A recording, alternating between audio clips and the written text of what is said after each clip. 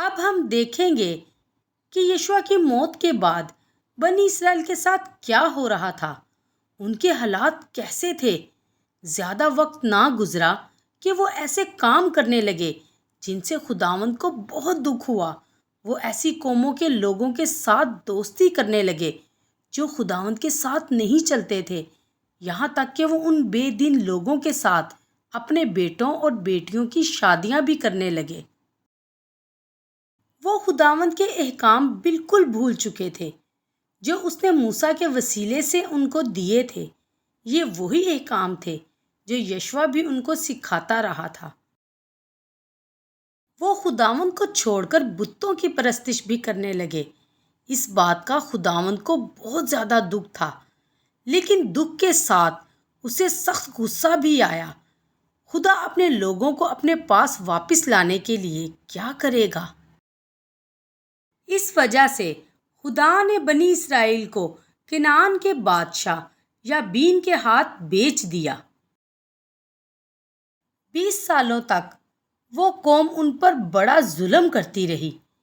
پھر آخر کار انہوں نے رحم اور مدد کے لیے خداوند سے فریاد کی، لیکن کیا خداوند ان کی مدد کرنے کے لیے تیار ہوگا؟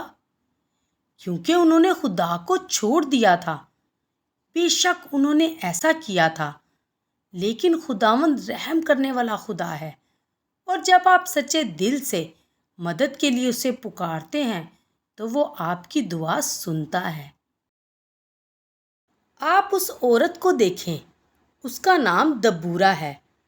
وہ ایک نبیہ تھی جو خداوند کی باتیں جانتی اور لوگوں کو بتاتی تھی۔ اس وقت وہ اسرائیل کا انصاف کرتی تھی اور وہ ایک کھجور کے درخت کے نیچے رہتی تھی۔ اسرائیلی اپنے مسائل دبورہ کے پاس لے کر آتے تھے اور وہ ان کا فیصلہ کرتی تھی۔ نبیہ ہونے کے ساتھ ساتھ وہ جج بھی تھی۔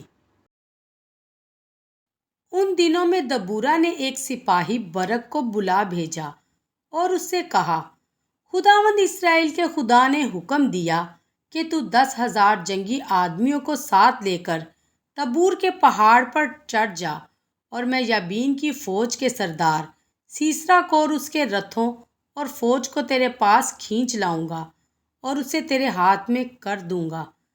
برق نے دبورہ سے کہا، اگر تم میرے ساتھ چلو گی تو پھر میں جاؤں گا، لیکن اگر تم میرے ساتھ نہ چلو گی تو میں نہیں جاؤں گا۔ دبورہ نے جواب دیا، میں ضرور تمہارے ساتھ چلوں گی، لیکن چونکہ تم اکیلے جانے کے لیے تیار نہیں، اس لیے اس کام سے تمہیں کچھ عزت حاصل نہ ہوگی، کیونکہ خداوند سیسرا کو ایک عورت کے ہاتھ میں بیچ ڈالے گا۔ جب سیسرا کو یہ خبر پہنچی کہ اسرائیلیوں کی فوج جنگ کرنے کے لیے آ رہی ہے تو وہ اپنی فوج کو اور اپنے 900 لوہے کے رتھوں کو ساتھ لے کر میدان جنگ کی طرف روانہ ہوا۔ پھر دبورہ نے برق کو حکم دیا، اٹھ، کیونکہ یہی وہ دن ہے جس میں خداوند نے سیسرا کو تیرے ہاتھ میں کر دیا ہے۔ کیا خداوند تیرے آگے نہیں گیا ہے؟ اور جی ہاں، بالکل ایسا ہوا۔ خداوند نے اسرائیلیوں کی مدد کی اور اس جنگ میں انہیں بڑی فتح ہوئی۔ پھر شکست کھا کر سیسرا اپنے رتھ سے اتر کر بھاگ گیا۔ سیسرا بھاگتے بھاگتے ایک عورت یائیل کے ڈیرے پر پہنچ گیا۔ اس وقت وہ اپنے خیمے کے باہر کھڑی تھی اور اس نے سیسرا کو دیکھ کر اس سے کہا، جناب، آپ میرے پاس اندر آ جائیں، ڈرنے کی ضرورت نہیں۔ سو وہ تسلی پا کر خیمے کے اندر چلا گیا۔ پیاس ہونے کی وجہ سے اس نے پانی مانگا اور یائیل نے اسے دودھ پلایا۔ جب وہ سونے کے لیے لیٹ گیا تو یائیل نے اسے ایک کمبل سے ڈھانک دیا۔ پھر سیسرا نے کہا، تم باہر دروازے پر کھڑی رہو، اور اگر کوئی شخص آ کر پوچھے کہ اندر کوئی مرد ہے تو تم ہی کہنا، نہیں، کوئی نہیں۔ سیسرا بہت زیادہ تھکا ہوا تھا اور جلدی گہری نیند سو گیا۔ پھر یائیل نے جا کر ایک میخ اور ایک بڑے ہتھوڑے کو ہاتھ میں لیا۔ وہ دبے پاؤں سیسرا کے پاس آئی اور میخ اس کے کن پٹیوں پر رکھ کر ایسی ٹھوکی کہ وہ سر سے گزر کر نیچے زمین میں جا دسی۔ سو اسی طرح سیسرا مر گیا۔ اسی وقت برق وہاں سے گزرا اور یائیل اس سے ملنے کو باہر نکلی۔